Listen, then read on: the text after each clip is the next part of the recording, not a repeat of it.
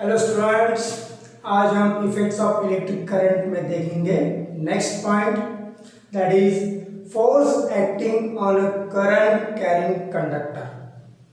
क्या बोल रहे हैं कि फोर्स एक्ट हो रहा है किस पर? तो करंट कैरिंग कंडक्टर, मतलब जो कोई भी वायर है जिसमें से करंट फ्लो हो रहा है उस पर फोर्स एक्ट हो रहा है। कब? When placed in a magnetic field.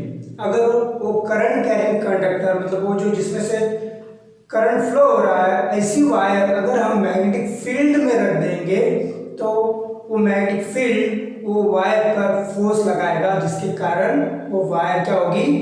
Move होगी।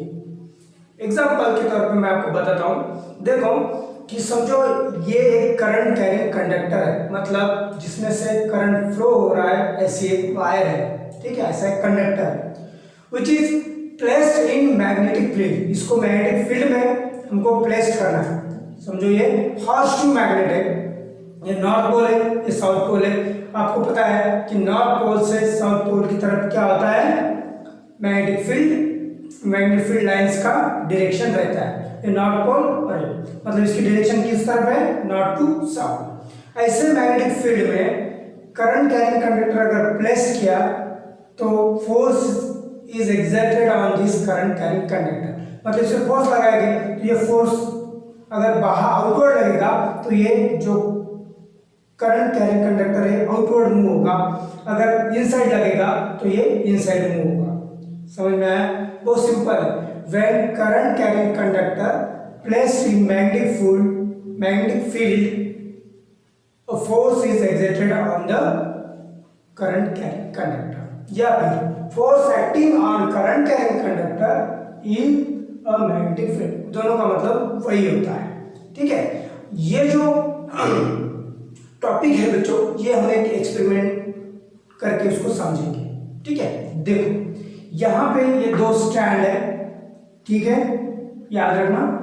ये है हॉर्स शू मैग्नेट, जिसका ये जो पोल है इसका ये नॉर्थ पोल है और ये साउथ पोल है। इसका मतलब है कि ये साउथ पोल से नॉर्थ पोल की तरफ क्या हो रहा है? ये मैग्नेटिक फील्ड लाइंस मूव हो रही है, ठीक है। मैग्नेटिक फील्ड लाइंस कहां से?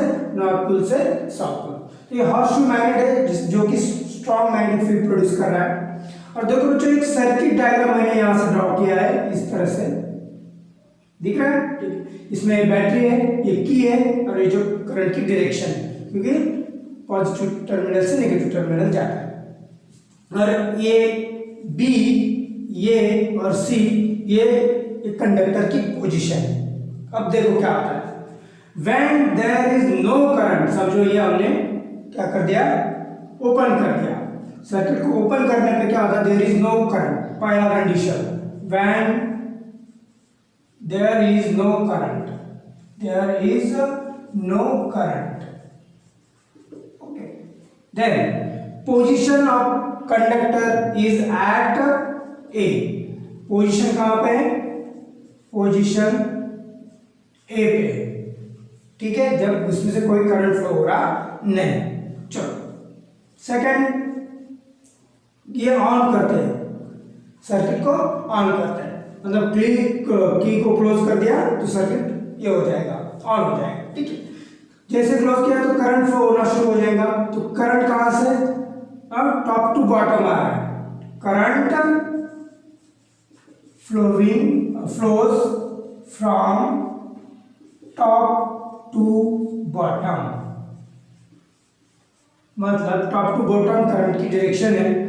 देन वायर की पोजीशन रहती है एट सी। देखो ये करंट की डायरेक्शन मैंने सॉरी बताई है, करंट की डायरेक्शन डाउनवर्ड है, मतलब फ्रॉम टॉप टू बॉटम है, वर्टिकली डाउनवर्ड है। तो ये जो कंडक्टर पे इसमें फोर्स एक्ट हुआ और उसकी पोजीशन कहां गई? सी पे।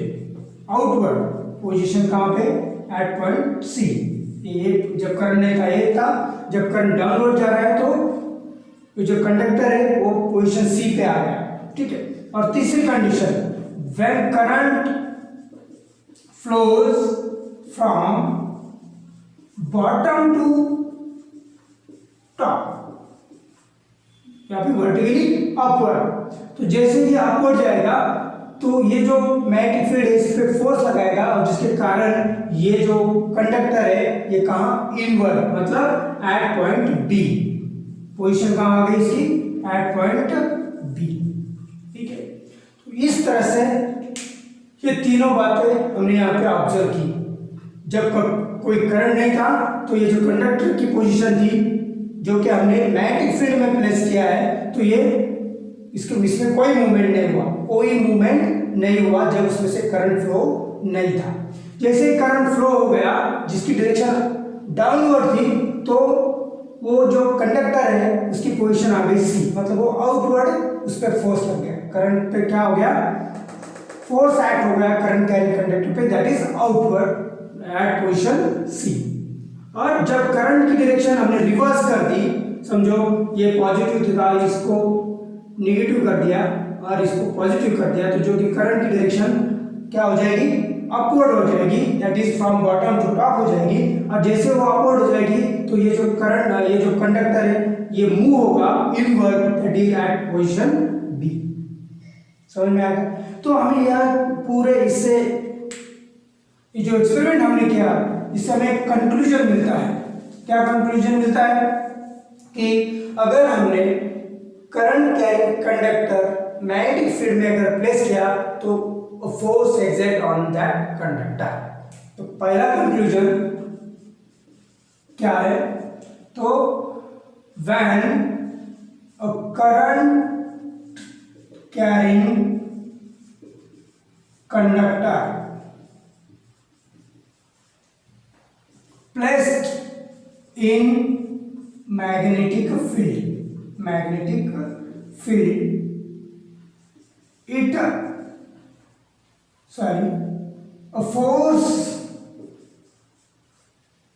is acting on the conductor।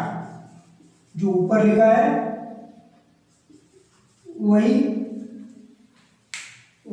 उसी का मीनिंग यही है, बराबर, मतलब वो force acting on carrying conductor in place in magnetic field, बराबर, ये कंक्लूजन हमें निकला। ठीक है, when current carrying conductor placed in magnetic field, a force acting on the conductor।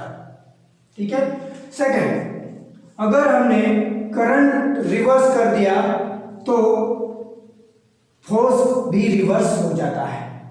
हाँ, if current is reverse direction, sorry बच्चों यहाँ पे डायरेक्शन लिखना था, direction of current is reverse,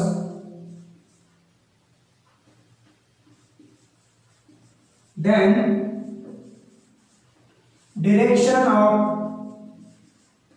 motion of conductor या force, okay, ये motion of conductor बोलो या फिर force बोलो, direction of force is also reverse।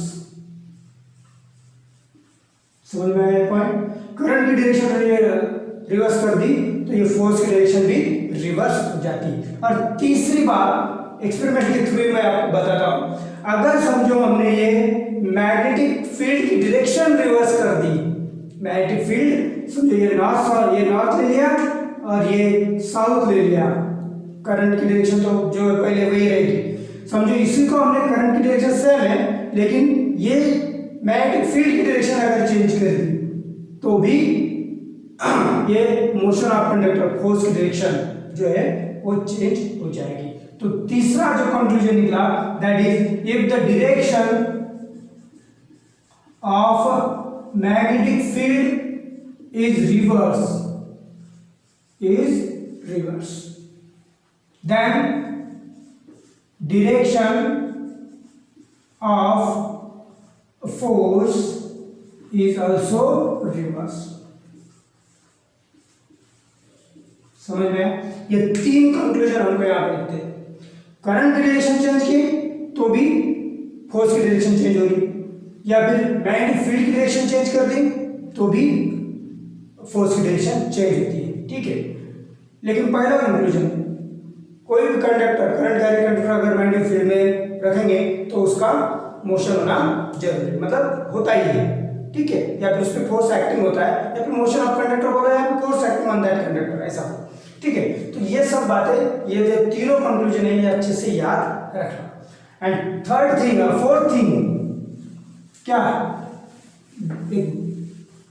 चौथी बात याद रखना है कि ये जो डिरेक्शन है, डिरेक्शन ऑफ मैग्नेटिक फील्ड,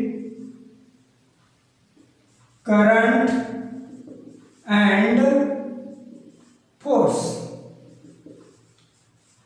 क्या बात हो रही है, direction of magnetic field, current and force should be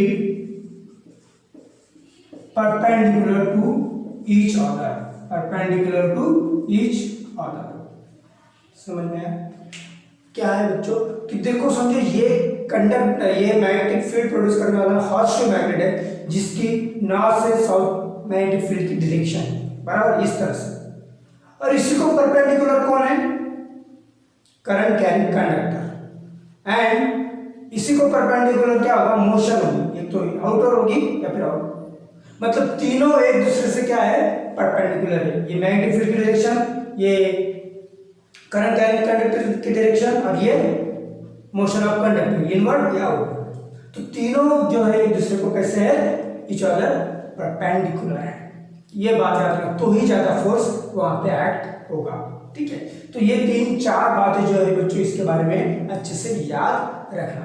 मतलब ये जो समझो, ये अगर समझो वर्टिकल डाउनवर्ड हमने करंट की डायरेक्शन पकड़ी है, तो इसको ही परपेंडिकुलर जो रहेगा वो रहेगा मैग्नेटिक फील्ड की डायरेक्शन बराबर है, और इसको ही परपेंडिकुलर रहेगा मोशन ऑफ कंडक्टर, या फिर देखो दो बातें याद रखना, मोशन ऑफ कंडक्टर, और इसी को कहते हैं डायरेक्शन की बात हो रही है, direction of magnetic field, direction of current, direction of motion of conductor, या फिर direction of force acting on the conductor. ठीक है, मोशन ऑफ कंडक्टर बोलो या फिर फोर्स एक्टिंग ऑन कंडक्टर, दोनों का मीनिंग एक ही होता है। तो ये सब बातें हमें याद रखना है, और इसी के आधार पर हमें अभी फ्लेमिंग्स लेफ्ट हैंड रूल सीखना है। क्या सीखना है, फ्लेमिंग्स लेफ्ट हैंड रूल, जिससे हमें क्या पता चलेगा। हेलो बच्चों, अब देखते हैं फ्लेमिंग्स लेफ्ट हैंड रूल, जो हमें बताएगा डायरेक्शन ऑफ कंडक्टर।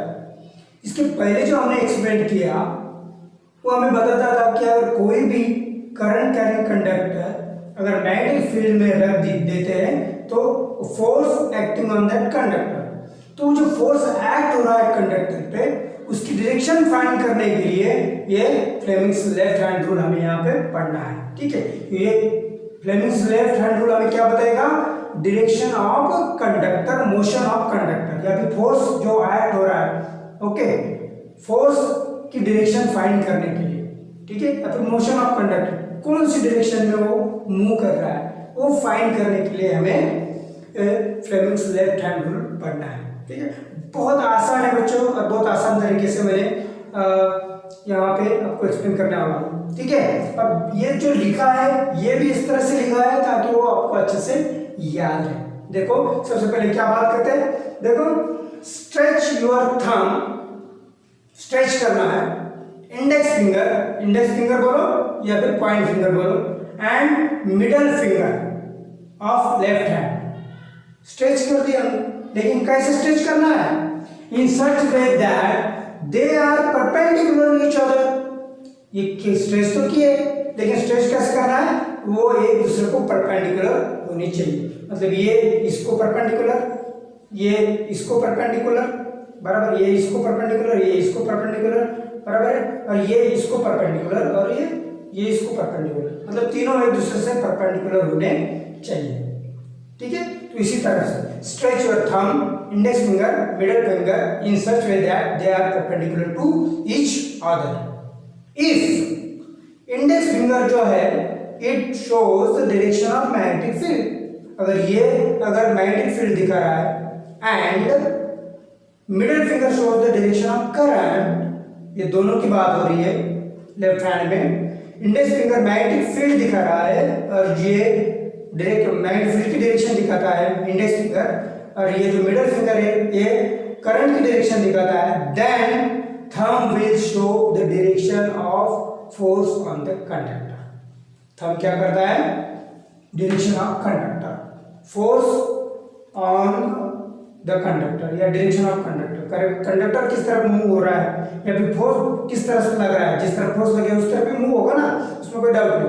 तो इसी तरह से ये जो direction of force on the conductor, force की डायरेक्शन ये थंब हमको यहाँ पे दिखाता है। जैसे कि यहाँ पे जो है वही ड्रॉ करते हैं, ये है थंब, ये हमको क्या दिखा रहा है, ठीक है, थंब हमें दिखा रहा है direction of force, direction of force on the conductor, और ये हमको दिखा रहा है इंडेक्स फिंगर, क्या दिखा रहा है? इंडेक्स फिंगर हमें दिखा रहा है डायरेक्शन ऑफ करंट, एंड ये जो है मिडिल फिंगर, नहीं, इंडेक्स फिंगर हमको दिखाता है direction of magnetic field, and ये जो लास्ट वाला है मिडिल फिंगर, ये हमको दिखा रहा है, मिडिल फिंगर करंट दिखाता है, ये करंट की डायरेक्शन दिखाता है, डायरेक्शन ऑफ करंट, शॉर्ट में लिख दिया इस तरह से, समझ में आया? इसी को अगर ऐसे करेंगे तो ये इस तरह से डायग्राम बन जाएगी। ये रहेगा डायरेक्शन ऑफ फोर्स, डायरेक्शन नहीं लिखा था, direction of force on the conductor, on the conductor, ये जो है direction of magnetic field, short में लिखा था मैग्नेटिक फील्ड, और ये डायरेक्शन ऑफ करंट। अगर ये दोनों हमारे पास है तो ये हमें मिल जाएगा। करंट है, करंट की डायरेक्शन है, मैग्नेटिक फील्ड की डायरेक्शन है, तो मोशन की कंडक्टर की जो मोशन होगी या फिर जो कंडक्टर पे जो फोर्स लग रहा है उसकी जो डायरेक्शन होगी वो अपवर्ड होगी। ओके, अगर करंट की डायरेक्शन डाउनवर्ड है, ये इस तरह से है, तो ये अपवर्ड डायरेक्शन रहेगा। ठीक है, तो ये बात बहुत सिंपल बात है, इसको याद रखने के लिए बच्चों। ठीक है, फिर से बात करते हैं। Stretch your thumb, index finger, middle finger of left hand in such way that they are perpendicular to each other. ठीक है, if the index finger shows the direction of magnetic field and middle finger shows the direction of current, then thumb will show the direction of force on the conductor या फिर motion of conductor, दोनों में से कुछ भी लिख सकते हो। इस तरह से बहुत आसान तरीके से फ्लेमिंग्स लेफ्ट हैंड रूल हमने यहाँ पे सीखा। आशा करता हूँ कि आपको ये समझ में आया होगा। ठीक है, इसके बाद इसी के आधार पर हमें जो मोटर का कंस्ट्रक्शन है वो सीखना है। ठीक है, तो मोटर किस तरह से वर्क करती है ये, और किस तरह से उसका जो रॉड है, उसका जो एक्सल है वो मूव होता है, वो इसी के आधार पर है। ठीक है, किस तरह से उस पर फोर्स लगता है ये भी हम देखेंगे।